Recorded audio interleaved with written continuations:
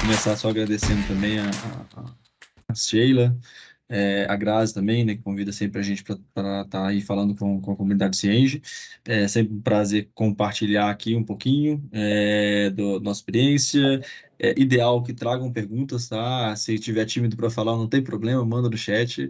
A ideia é que a gente seja um bate-papo para a gente conversar um pouquinho, e nada melhor que exemplos e casos que vocês tenham para a gente ir falando junto, tá? Então, a gente vai falar um pouquinho sobre essa parte de desenvolvimento de produto, né, que é o tema de hoje, mas é sempre muito interessante quando a gente traz cases, traz perguntas, acho que fica bem mais rico. Tá? A gente vai trazer nossos exemplos aqui, cases nossos, mas é sempre bom também ouvir um pouquinho de vocês. Então fiquem à vontade também para interromper, para levantar a mão se quiser falar, ou mandar no chat também perguntas. Volker também, se quiser se apresentar e falar aí também. Pessoal, eu sou diretor aqui da PMB junto com o Vinícius, né? A gente já fez algumas conversas aqui com relação, em parceria aqui com o Ciente, com a Softplan. Então, eu vou introduzir aqui, Vinícius, vou introduzir, aí depois você segue também. Então, pessoal, hoje nós vamos falar de produtos conectados ao mercado, tá? A gente precisa, para introduzir esse assunto, a gente tem que lembrar que o nosso mercado ele vem de em épocas de trevas, assim, em termos de informação, né? A grande maioria dos incorporadores hoje ainda vivos, eles são da época onde não se tinha informação nenhuma de mercado, eles são da época onde se não sabia nada a respeito de demanda e oferta. Tá? Então, assim, não havia estudo de comportamento de consumidor, não havia entendimento de quais eram os produtos que tiveram mais agregação de metro quadrado, valor agregado no metro quadrado, e são informações que todos nós temos acesso hoje, né, com algumas pequenas exceções de alguns mercados, mas são informações que nós conseguimos ter hoje. E por que eu estou falando que são informações que a gente consegue ter hoje? Porque as incorporadoras hoje mais sofisticadas, elas conseguem dar, estava demorando muito para falar, tomar decisões baseadas em dados, em vez de ser o seu Zé, que ele é incorporador, que ficou bilionário, baseado no feeling dele, que é muito louvável, mas o mesmo feeling que enriquece quebra a pessoa, tá? Então é bom a gente sempre falar que nós estamos aqui falando de feeling, principalmente. A gente está falando que a gente não está aqui falando. Pode falar, Vinícius. Nesse caso também, só de acesso a dados, a informação, o que eu gosto também de acrescentar é que, nesse caso de produto, o cliente também tem acesso, tá? Diferentemente, onde ele estava limitado a olhar, às vezes, um, dois produtos, hoje ele olha quantos ele quiser online, ele facilmente, ele compara produtos, ele consegue ter muito mais informação ali para o poder de decisão. Então, ele está mais criterioso, ele está mais com cuidado na hora de escolher. Isso faz muita diferença também no desenvolvimento do produto. Então, antes tinha essa exigência um pouco menor, talvez, justamente porque o consumidor próprio tinha muito mais dificuldade. Então, essa aumento de acesso à informação pelo lado do incorporador também acontece pelo lado do consumidor. Então, o produto acaba sendo mais necessário que ele seja desenhado com cuidado, tá? Então, essa parte de dados, ela, nesse caso, ela bate dos dois lados aí um pouquinho. É, então é o seguinte, hoje muito se fala, né? A gente está. Qual que é o grau de complexidade, ainda falando um pouco da introdução, qual que é o grau de complexidade desse assunto que nós estamos falando? É justamente, antigamente a gente falava de quartos, planta de 2 quartos, planta de 3 quartos, 60 metros quadrados, 100 metros quadrados, e uma coisinha na área de comum, o espaço gourmet, a churrasqueira, né, a quadra de tênis dentro do condomínio, e também passou o tempo, gente, isso aí ficou bem mais complexo. Se você, eu acho que todo o assunto deve ser bem introduzido, né?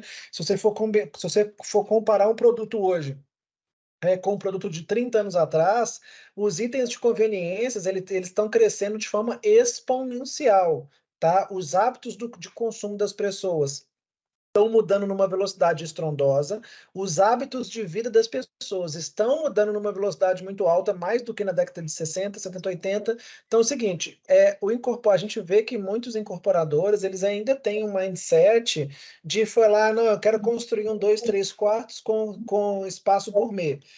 E isso já não funciona mais hoje em dia. tá? Então, assim, existem estudos aí também trazendo um pouco para a parte técnica, mas que endossa o que nós estamos conversando aqui. Existem estudos que eles são da linha da estatística que chama precificação não hedônica, precificação hedônica não paramétrica. O que é a precificação hedônica? Precificação hedônica é o que atribui preço a um produto baseado no desejo das pessoas, né? Vem da mesma origem do hedonismo.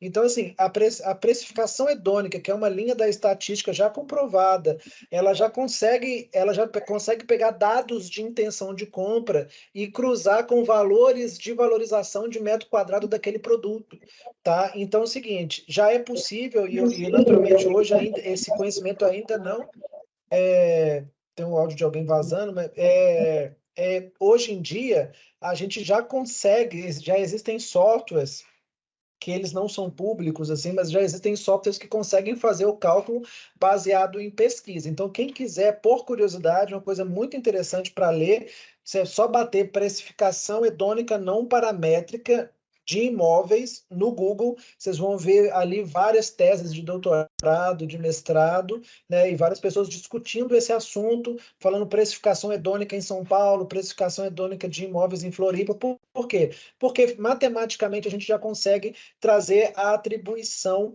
daquele diferencial a uma valorização do metro quadrado na venda e uma valorização daquele imóvel que tinha uma vaga, que tinha duas vagas. Vocês já podem pensar muito nisso. Agora, quando a gente está falando de carro elétrico, hoje o carro elétrico ainda é um luxo para poucos, né?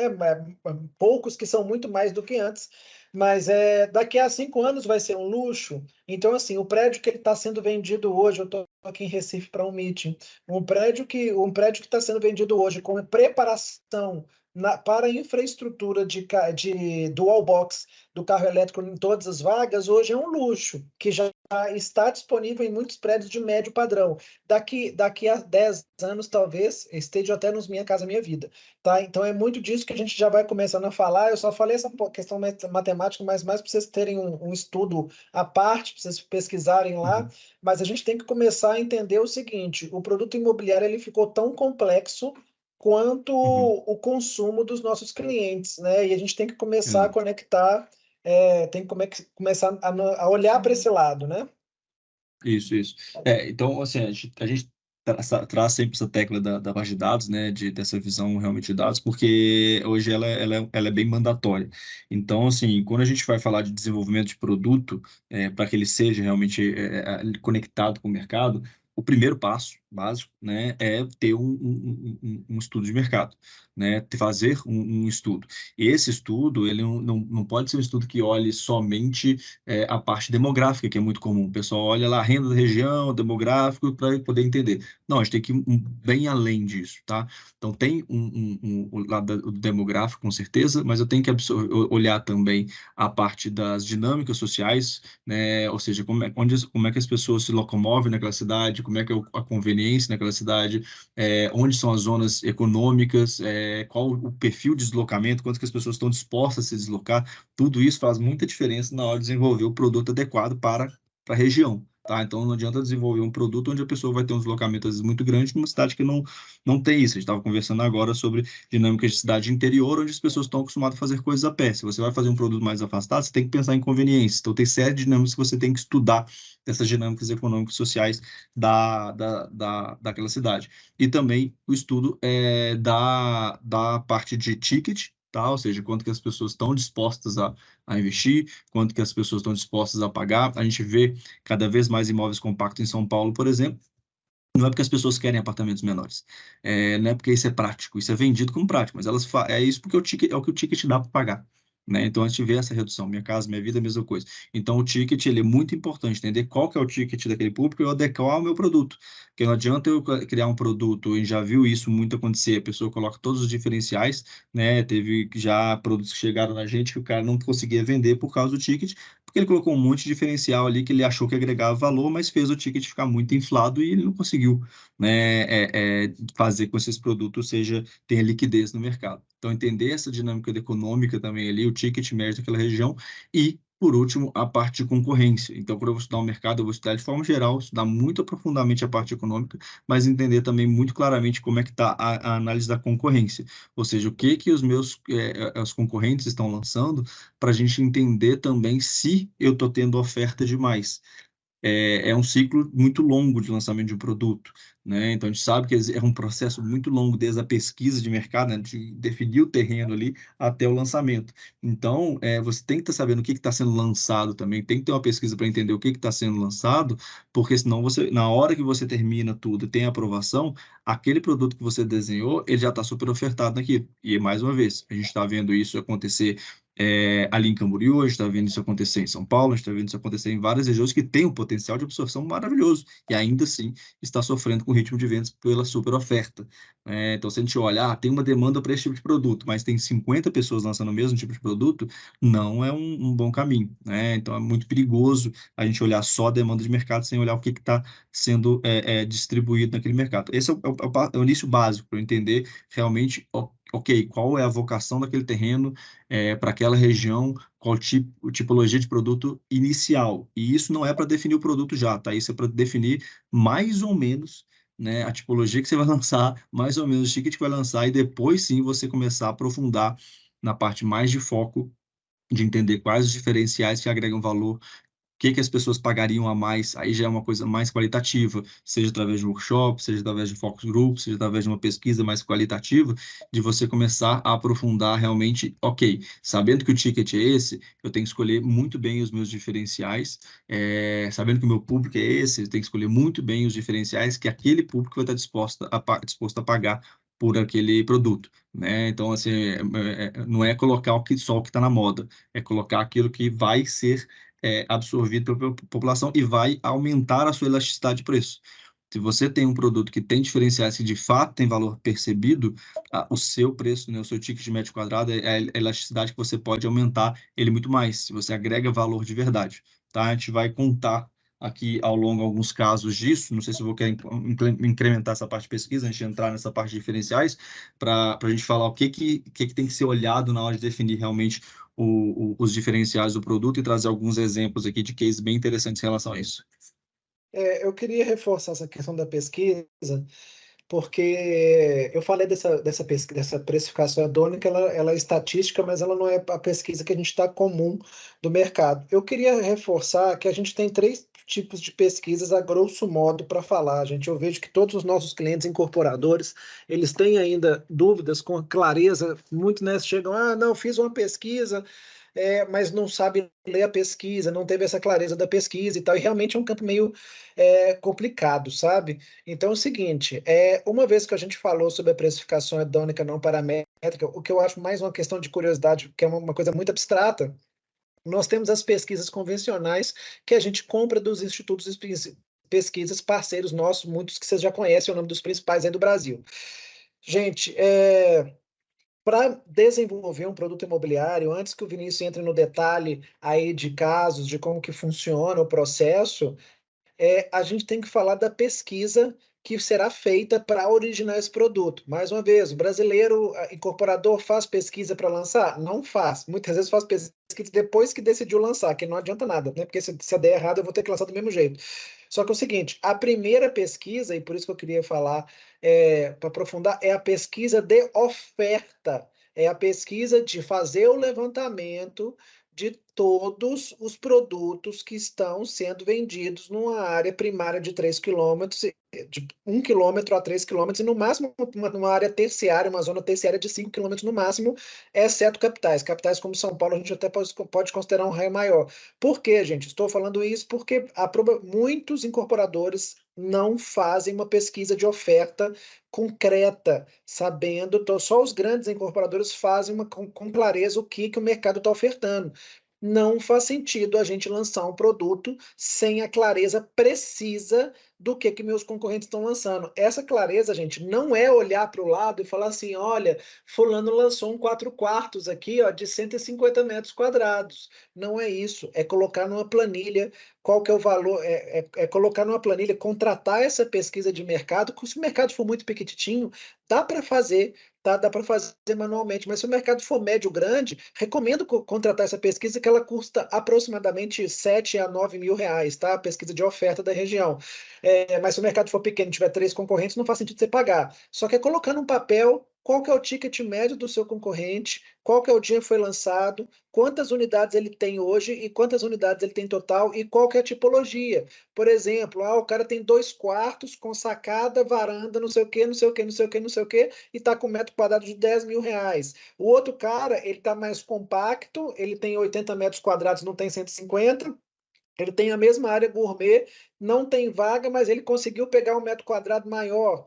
O primeiro passo é estudar isso. Se você não estudar os números da concorrência, oferta, ticket do lançamento, ticket de hoje, ticket por tipologia, o ticket de 2 quartos, o 1 metro quadrado de 2 quartos, qual que é a velocidade de cada produto, você não vai ter uma clareza. Por exemplo, nós tivemos um cliente do Triângulo Mineiro que decidiu lançar um estúdio depois que a pesquisa que a gente contratou mostrou que naquela cidade dele inexistia estúdios. Então, a possibilidade de haver demanda era alta, se tratando de uma cidade muito grande, entendeu? Então, assim, ele viu a pesquisa e falou assim, a oferta de estúdio era zero, zero da cidade, uma cidade grande.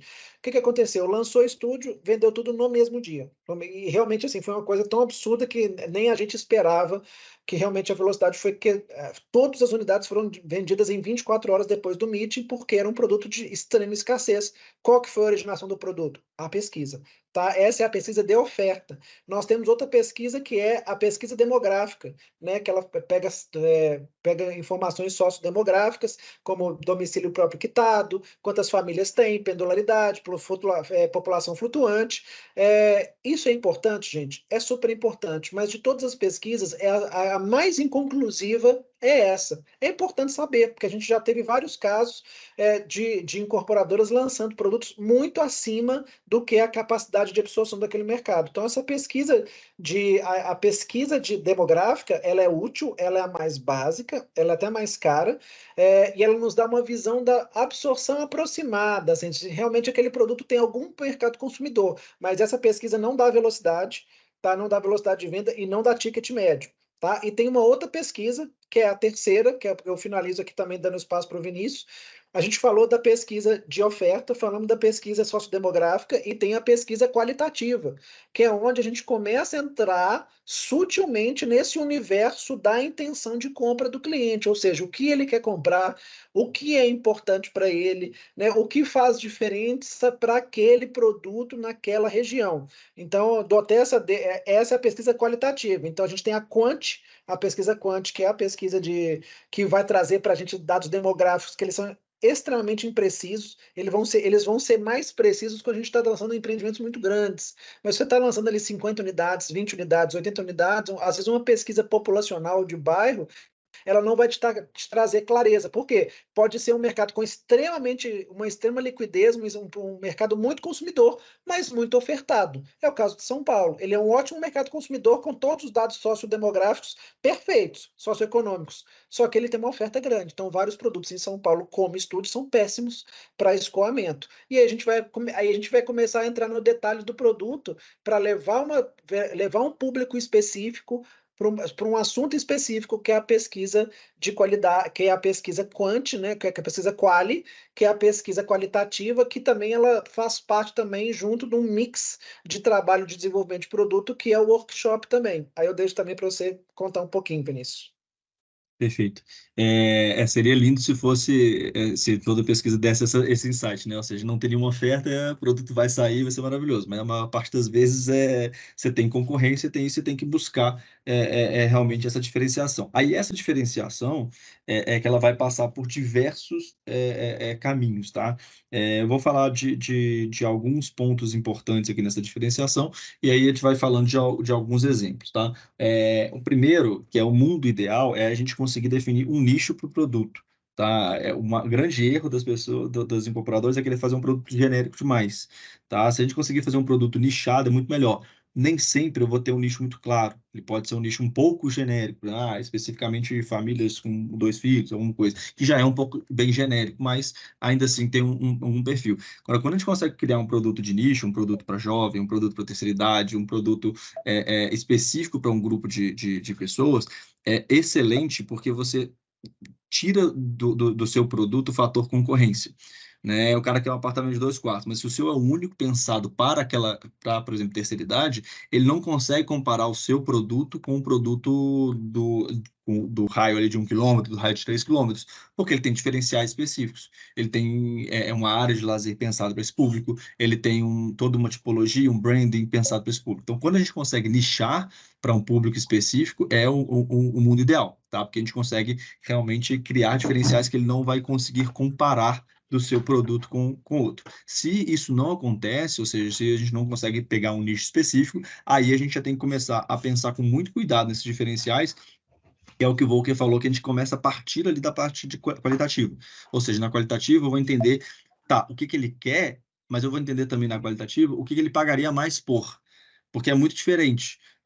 Por exemplo, a academia. As pessoas querem academia, mas ela não está disposta a pagar a mais por. Por quê? Porque isso é básico. Isso é obrigatório, tem que ter. Ela não vê isso como diferencial, ela vê isso como uma coisa tipo um feature commodity já, né, naquele produto. Mas talvez ela pagaria mais para ter uma quadra de beach tênis. Ela pagaria mais para ter um diferencial específico daquele produto. Aí você começa a ter, de fato, algo que acrescenta. Então, você tem que separar o que que você tem que ter no seu produto, que é básico, é necessário, e o que que você consegue agregar de diferencial específico para aquele produto.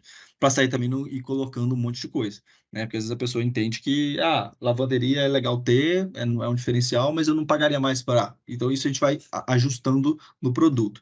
Agora, quando a gente consegue efetuar um workshop que vai um pouco além da pesquisa quali, né, que já é uma coisa, uma dinâmica junto com esse time, que seria realmente um dia ali com público-alvo, às vezes, muitas vezes até trazendo os arquitetos envolvidos, engenheiros para participar junto ali com aquele público, para ter momentos de construção, aí tem que ter uma empresa específica, né, para trabalhar essa parte de design thinking ali, de aplicação dessas técnicas, para você conseguir extrair dessas pessoas o que é importante para elas, a gente sai já com diferenciais muito mais específicos. Eu vou contar alguns exemplos insights bem interessantes que a gente tirou desses eventos.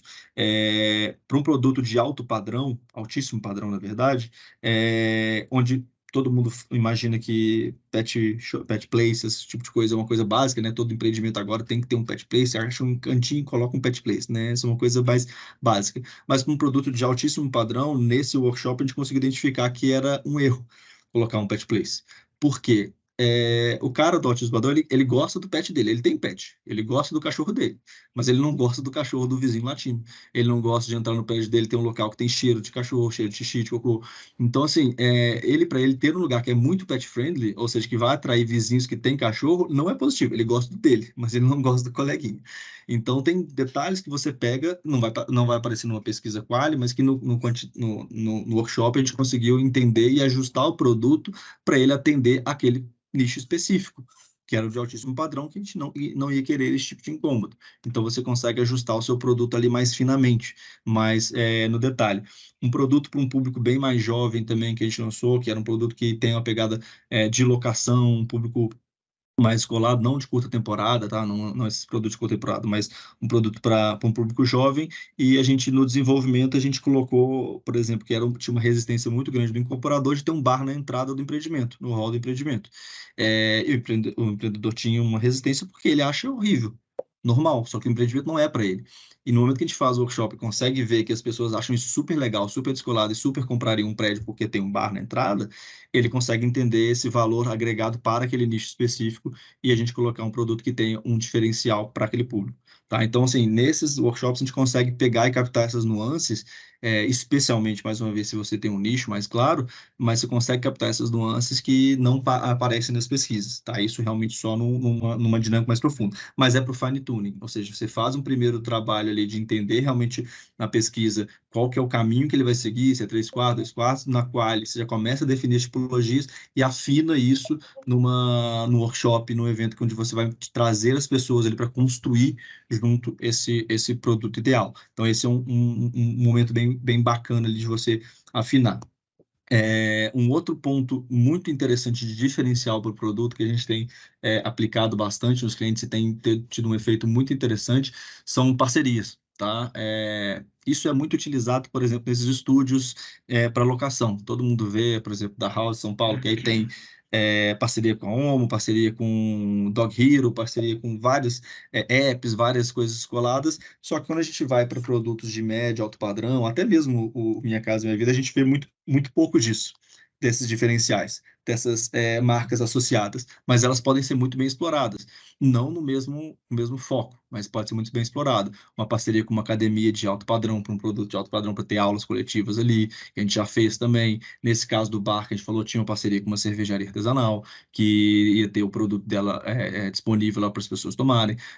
Então, a gente tem diversas parcerias que podem ser muito importantes para agregar valor ao produto.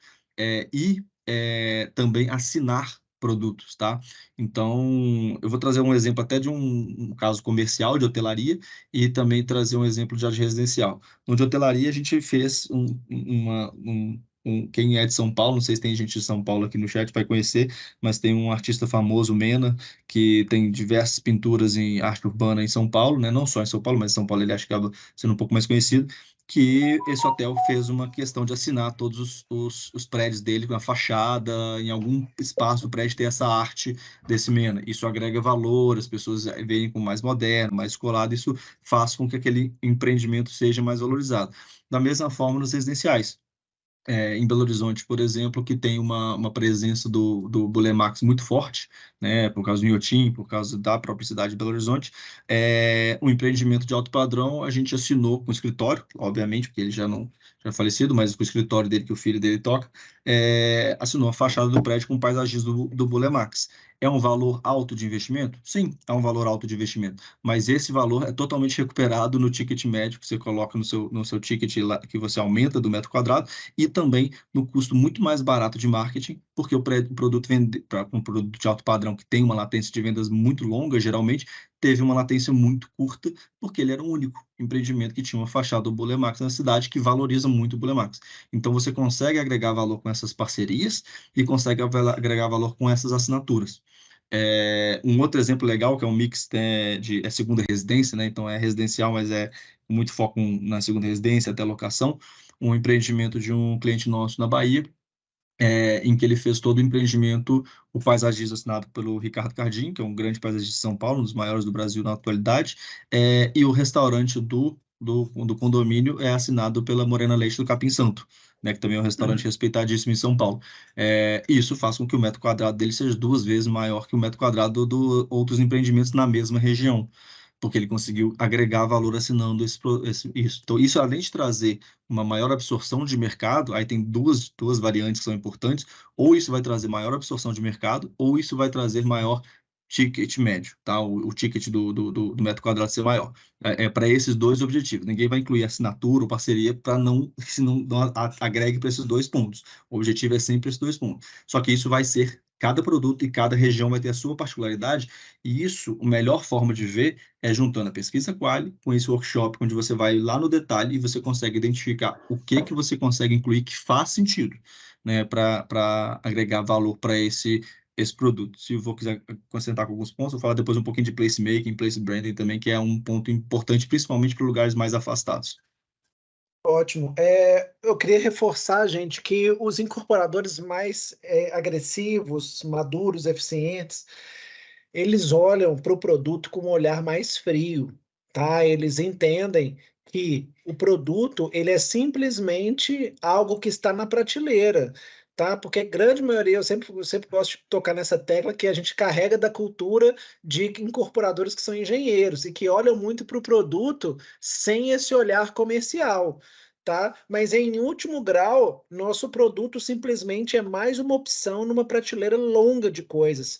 E às vezes, gente, vocês podem pensar assim: eu vou construir, vou fazer um loteamento de 200 unidades, vou fazer um prédiozinho de 48 unidades. Isso não é para mim, né? Fazer um workshop. Gente, o entendimento de que o que é atributo, queria reforçar o que o Vinícius falou, a diferença do que é um atributo no produto e o que é diferencial. por um erro de linguagem, a gente sempre fica falando, ó, veja meus diferenciais. Porcaria nenhuma. Tipo assim, eu tenho piscina, não é diferencial. Academia não é diferencial, entendeu? Porque meu lazer é no rooftop, não é mais diferencial. Todo mundo hoje de médio e alto padrão tem lazer no rooftop. Era diferencial há 6 anos atrás, entendeu? Então, tipo assim, a gente entra no espaço de comodismo de chamar qualquer coisa de diferencial, entendeu? Meu espaço kids é diferente. Não é diferencial, é obrigação sua que ter. Então, por exemplo, se você fizer um estudo mínimo, eu estudo medíocre, para falar a verdade, você já tira o seu produto da prateleira comum. É isso que nós estamos falando. Por Exato. exemplo, eu estava em reunião hoje cedo com um cliente, a gente falou, ó, nós vamos para um produto numa região X que não tem varanda gourmet. Vai ser o único lançamento da região de médio alto padrão com varanda gourmet. Isso é um diferencial. Eu não estou falando para você assinar com Burle Marx, não estou falando para você colocar Morena Leite, estou falando só para você olhar para a concorrência. Falar assim, não, peraí, na minha concorrência aqui, todos os produtos da região, por que sei lá a razão, que eu não sei qual é, né, não sei por que razão, mas não tem nenhum produto com varanda gourmet. Eu vou entrar no mercado com um produto com varanda gourmet e vou assumir que esse é o meu principal e único diferencial. Você não vai falar que o seu produto é varanda gourmet, com biblioteca, com brinquedoteca, com lazer no rooftop, com não sei o quê, porque isso daí, gente, até para deixar o Vinícius falar, as técnicas de venda, eles falam para a gente o seguinte, isso são pontos de paridade. Então, o que você fala que é diferencial, na verdade, é tiro no pé, porque ao falar que você tem espaço gourmet, ao falar que você tem coworking, ao falar que não sei o quê, o cliente, neste momento, vai te colocar na mesma prateleira de todos os concorrentes. Ou seja, todos os concorrentes que têm isso, naturalmente. Ou seja, vocês vão brigar por quê? Por preço. Aí, quando o Vinícius fala que é para você colocar um atributo que é nichado para algum tipo de interesse, a gente está falando de sair do que a gente chama de efeito de paridade. Ou seja, eu tiro esse cara da prateleira e falo assim: não, esse aqui, ele não está nessa prateleira porque só ele tem isso. Tá? E lembrando que a saída dessa paridade de produto pode ser 2 metros quadrados a mais na suíte. Porque todo mundo hoje, com os prédios compactos, até os prédios de luxo compactaram a suíte. Então, se você entra no mercado hoje e fala assim, eu sou o único produto vertical da região com uma suíte master de 30 metros quadrados, de 6 por 5, porque todo mundo está fazendo aqui, cabe só uma cama queen, né? Num apartamento muitas vezes de 1,5 milhão, 2 milhões de reais, dependendo da cidade, principalmente se for capital. Então, assim, você não tem que ser luxuoso e brutalmente criativo na hora de trazer o diferencial. Você tem que ter o cuidado de entender o que é importante para o cara e ver o que é importante. São ciclos, tá? O que é importante para ele, o que a minha concorrência tem que também é importante para ele, e o que é importante para ele e minha concorrência não tem. Tá? Essa é a teoria profunda que está aí. Você tem que ter algo que é importante para ele, que a nossa concorrência não tem, seja ele qualquer atributo. Fala. Um exemplo legal aí do que você falou, que não precisa ser luxuoso, né, e tal, pode ser algo simples, até para a gente pegar o Minha Casa Minha Vida aqui, para não ficar também, às vezes, achando que é só alto padrão, é o da Cury, né, que é um caso muito legal. A Cury ela lançou um empreendimento e um dos diferenciais, isso de fato eram diferenciais, era que ela tinha fala, o Food Truck Park. Praça Gourmet, Praça Gourmet. Praça Gourmet com Food Truck Park. Gente, é uma laje de concreto de 10 por 10 só. Custo baixíssimo, no espaço ali que eles tinham de estacionamento, eles fizeram o 4x4 quadrado e eles venderam isso como um diferencial. E é, de fato, percebido como diferencial, porque esse food truck está na moda e nenhum outro empreendimento tem isso. Né? Então, podem ser coisas extremamente simples, podem ser coisas tecnicamente baratas, mas que você consegue agregar valor, você consegue trazer um valor agregado. Tem coisas, por exemplo, também que a gente fez de um cliente, ele tinha uma área que ele precisava manter lá de floresta, de mata. Não era floresta fechada, mas uma área de mata que ele precisava manter de permeável. Deixa eu só mutar aqui o Ângelo. E ele precisava manter aquela área de mata e não tinha como tirar, né, por questão de preservação. E aí ele falou: não tem. E o projeto dele, aquela área é uma área ignorada. Eu falei: pô, mas por que tá ignorada essa área? Ah, não, porque essa aqui é mata, eu não posso mexer. Eu falei: não, você não pode deixa permeabilizar, mas você pode usar ela. E a gente fez um bosque, a gente fez árvores frutíferas, a gente fez um cinema a céu aberto, a gente fez uma porrada de coisa extremamente barata, extremamente simples, e que agregou um monte de diferencial super legal no empreendimento dele, de uma área que ele estava perdido, que ele simplesmente estava jogado de lado e que transformou isso num diferencial muito bacana. Então, muitas coisas que são vistas hoje como um calcanhar de Aquiles podem ser transformadas também em coisas muito positivas, tá? E isso, nesse ponto, é que eu vou estar trazendo de diferencial. É isso, é pensar o que que a galera não tem, né? O que que o pessoal não tem que a gente pode extrair. Requer um exercício de criatividade, requer um exercício de pesquisa, pesquisa que eu estou falando de inovação, de buscar essas informações. A gente está o tempo todo buscando isso, a gente viaja para poder ver o que, que eles estão fazendo em outros países, ver o que estão fazendo em outras regiões, porque é muito importante ver isso, né? Trazer experiências de outros lugares. Isso não precisa viajar, isso online mesmo a gente consegue encontrar muitas ideias boas e entender o que que estão fazendo fora, o que que estão fazendo diferencial que a gente pode agregar valor, tá? Agora, muita gente também está com planos diretores, tem comércio embaixo e a pessoa fica, pô, triste porque comércio não vai valorizar tanto, é ruim, tem que ter umas lojas embaixo aqui, não sabe nem o que vai fazer com a loja, dá na permuta e tudo mais. E aquilo pode ser transformado numa centralidade, no marketing, num algo, uma extensão, inclusive, da área de lazer, se você consegue fazer um projeto ali em conjunto e ser um diferencial muito grande para o empreendimento. Tá? Então, assim, é muito disso. Tem que ter criatividade e tem que buscar juntar o que que as pessoas querem com o que que a concorrência não tem. Acho que esse foi um ponto muito importante que o Volker trouxe aqui para a conversa, para a gente poder ter clareza o que que é diferencial no final das contas, tá? Em outro caso, dois pontos importantes a gente falar também para o desenvolvimento de produto, que eu gosto de falar, são place branding e place making, tá? Que são duas palavrinhas que estão super na moda aí, mas que talvez não tenha tanta clareza do que significa isso de forma bem simples, tá?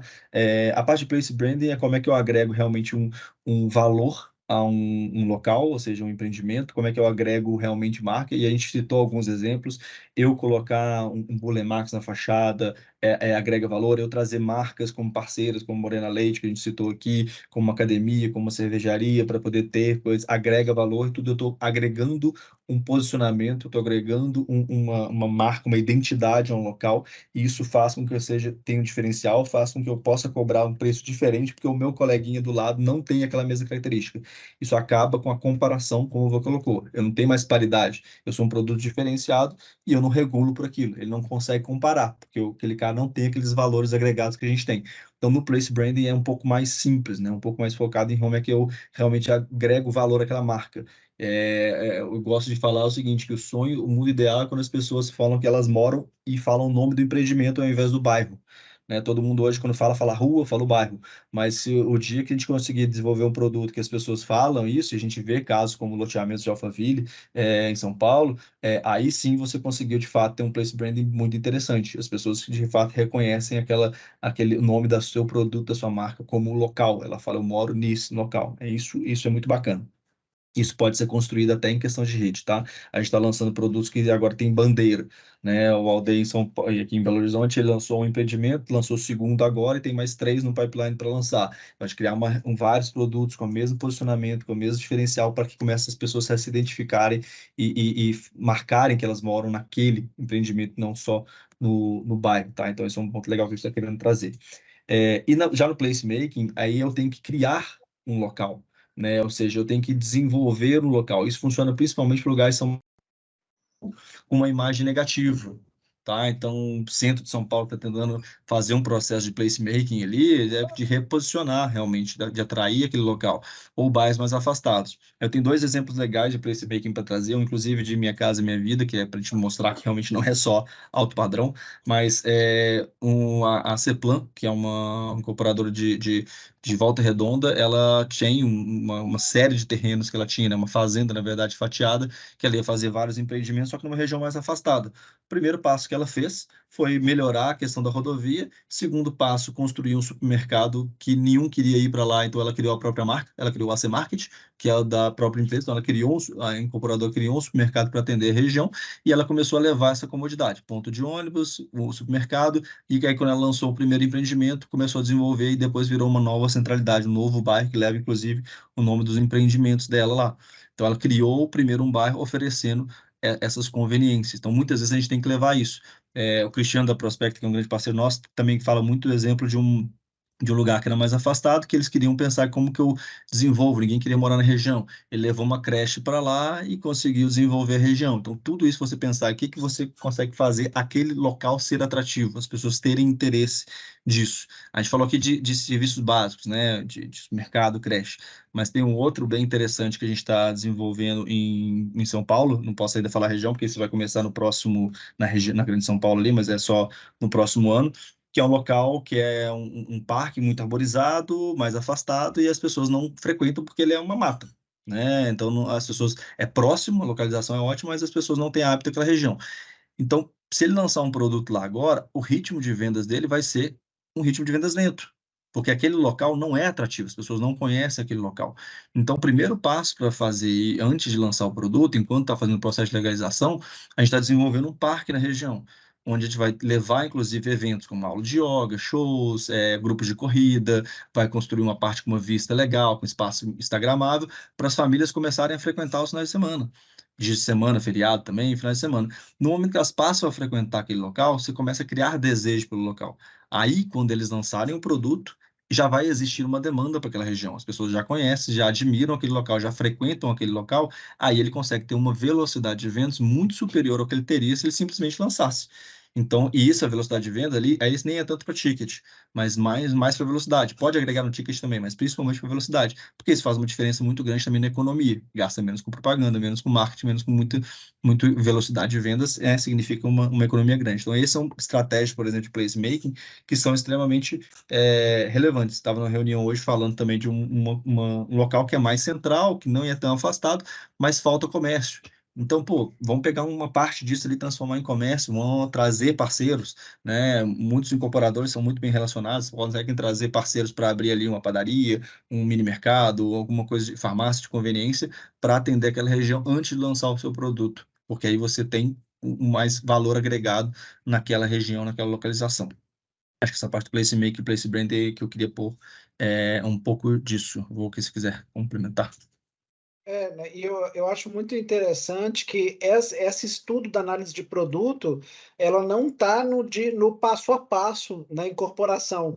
Então, assim, convido mais uma vez para reflexão, gente. A gente convive com isso todo dia e acaba que eu fico repetindo a mesma coisa sempre, porque eu continuo vendo as mesmas coisas. É a gente lançando produtos porque conseguiu negociar com o terreno. Negociar com o terreno, comprar ou fazer permuta, é o início de um processo muito longo e que a gente tem que fazer um produto que faça sentido.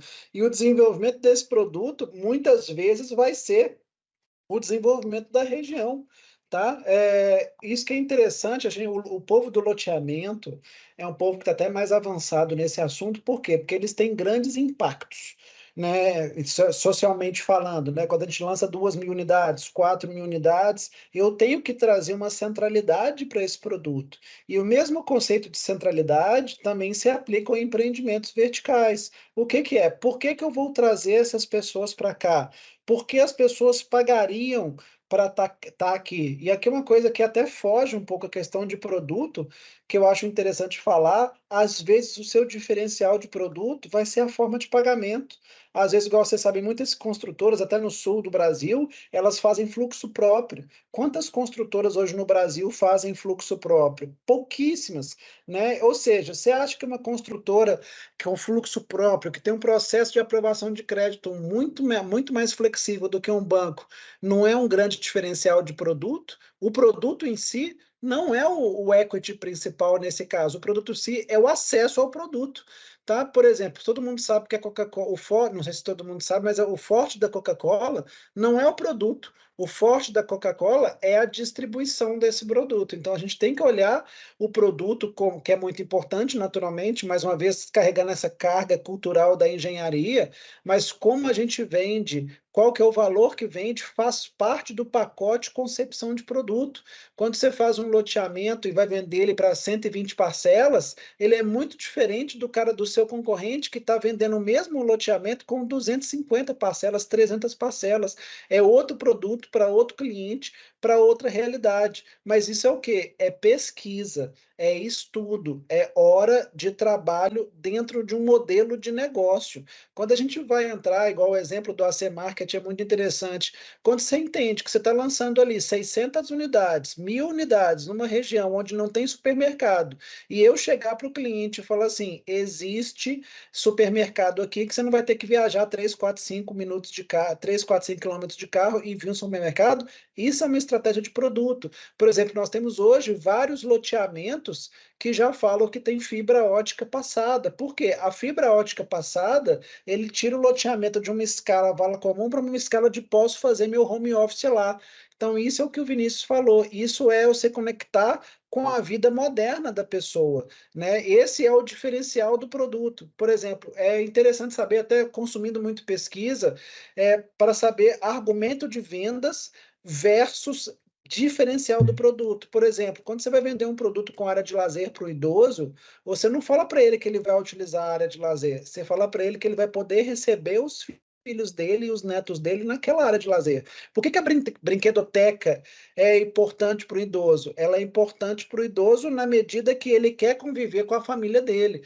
Então, assim, a gente também tem que entrar no espaço que não foi mencionado aqui, que é entender quem é o meu nicho de cliente. É igual o Vinícius falou, todo mundo fica tentando vender para todo mundo. O que acontece? Não vende bem para ninguém. A gente agora eu acho que é um assunto bem legal também. Não acho que a gente vai ter tempo, mas esses condomínios seniors, tanto para horizontais quanto verticais, eles mostram o poder desse segmento. Então, assim, É é um um mercado produto enorme. que E é vai crescer muito ainda, né? exatamente, é um mercado grande e é um mercado que eu consigo entregar um produto desenhado para um perfil de cliente, eu consigo ter uma comunicação desenhada para o perfil de cliente. Por exemplo, teve um parceiro nosso que tinha um hotel, e isso até é uma curiosidade interessante que pode ser aplicada no Brasil inteiro, era um produto hotelaria tradicional, hotelaria diária, short stay mesmo, que não estava performando bem, mercado saturado, né, diária, ocupação baixa, diária média baixa, e depois de muito tentar, esse cliente nosso, ele mudou a operadora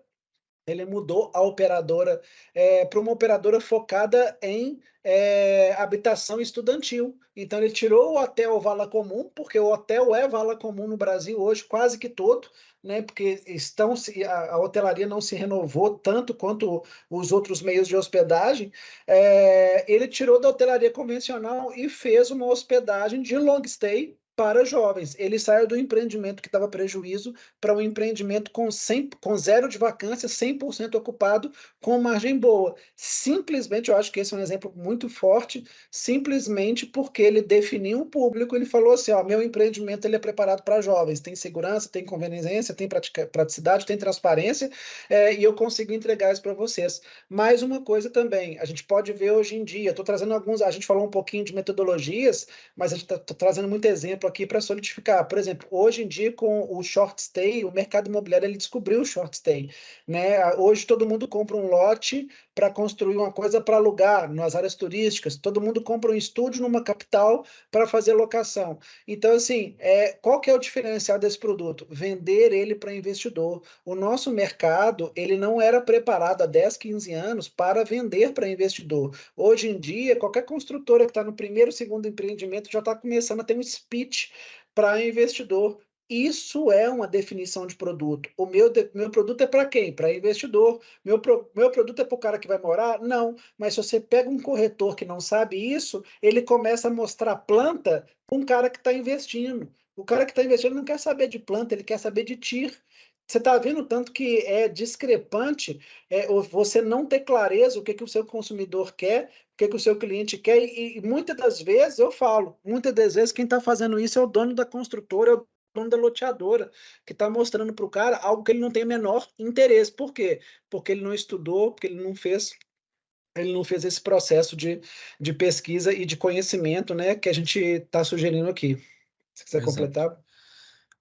Só para fechar também, o tempo está acabando aqui, é um outro ponto que não é exatamente o produto, e isso é um ponto até importante por isso, né? A gente, quando fala de desenvolvimento de produto, a gente foca às vezes só na parte construtiva ali, nos diferenciais, e o que a gente estava falando justamente que as pessoas querem muito mais do que isso, quer também pensar um pouco na experiência, né, desse comprador. É, hoje todo mundo usa plataformas digitais, usa iFood, usa Uber, usa Booking, né? Faz tudo pelo celular com uma experiência fantástica. Na hora que ele comprar um empreendimento, a experiência dele é ruim, ele sabe muito bem disso, né? Mesmo que o processo de compra seja o mais facilitado possível, depois você esquece e só entrega na hora que está pronto o produto para ele, né? Ele é abandonado durante esse processo de construção.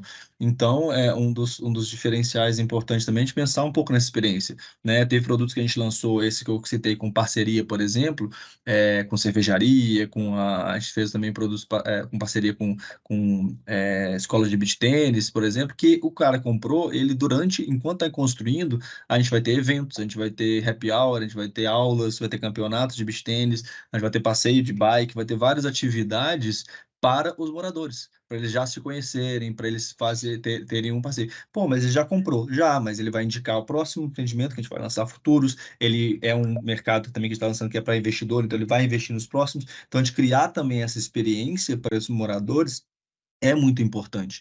E isso é um diferencial até na compra, porque na hora que ele vai vender, você já está falando, não, você entrando aqui, você vai ter aula, vai ter campeonato, a gente vai fazer várias ações assim com os moradores. As pessoas querem fazer parte disso, tá? Querem fazer parte de algum ciclo. E principalmente quando o cara vai morar, ele já conheceu os futuros vizinhos, é muito interessante, tá? Então pensar um pouco nessa experiência são coisas extremamente simples, tá? Que tem que ser previstas ali, obviamente, no orçamento, na verba de marketing e vendas, mas que pode ser bem interessante se você aplicar também na experiência de compra desse morador, ou seja, vender muito mais que metro quadrado, realmente vender uma coisa uma experiência, algo que vai além, pertencimento dele a um produto, a uma marca que está associado, tá? Então acho que é super válido para a gente fechar bem a parte de produto. A gente passa sobre pesquisa, sobre os diferenciais, sobre realmente nichar, pensar em como desenvolver e fechar com uma experiência bem legal para esse cliente. Queria só Esse, fazer nessa linha que o Vinícius Achei. está fazendo, mas só fechar aqui com os pontos que eu anotei aqui, só para ter um recap bem redondo, gente. A gente começou falando sobre precificação hedônica, que é uma curiosidade aí para quem quiser aprofundar nesse assunto, que ele é profundamente científico e que responde o que a gente está falando, que cruza o preço do metro quadrado, a velocidade de venda aos reais atributos de um produto. A gente falou de começar a conhecer o nosso cliente com a pesquisa Quali e Quanti, sabendo a diferença delas. A Quali vai falar dos diferenciais, a Quanti vai falar do sociodemográfico, que são quantas pessoas potenciais para comprar esse produto, pessoas que eventualmente nunca vão querer comprar, mas que potencialmente elas seriam perfil daquele produto. E a pesquisa de oferta. Não adianta você colocar um diferencial que você acha, vou colocar varanda gourmet, vou colocar varanda grande, vou colocar uma varanda gourmet com churrasqueira a carvão no Rio Grande do Sul. Todo mundo tem isso, porque é uma obrigação. Se você sair do Rio Grande do Sul e vier para o Nordeste, uma churrasqueira com carvão não é igual. A gente saiu disso, depois a gente falou da diferença de atributo e diferencial. Todo mundo pega um monte de atributo e acha que diferencial. Na verdade, você está fazendo tudo a mesma coisa. Então, a gente entendeu o mercado, entendeu o nosso cliente, entendeu a oferta desse mercado e começou a entender que dos 20 itens da sua área de lazer, só um realmente é especial. Só um é diferente. Por quê? Porque você é o único cara com um produto de R$ 400.000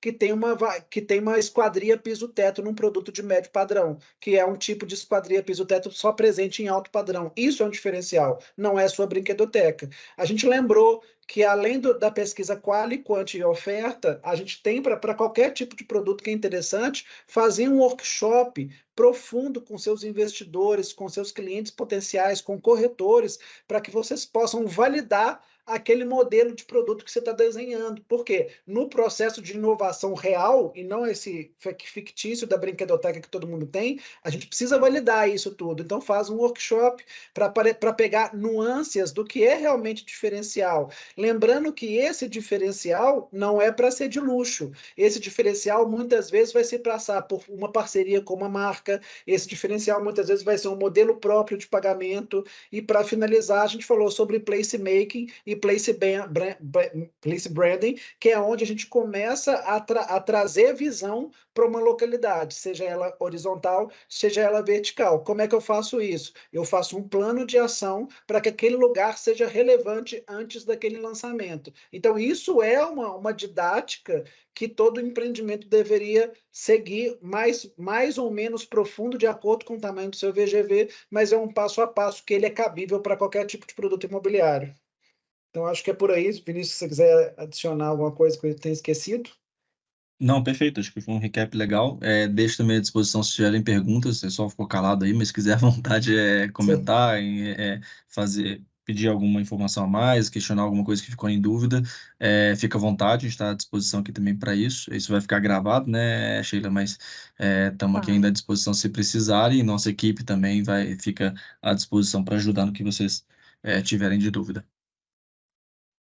Não sei se o pessoal vai fazer alguma pergunta, eu só queria trazer assim, algumas coisas que eu notei que vocês comentaram, né? A importância da pesquisa, de conhecer a região, independente do ticket médio do empreendimento, né?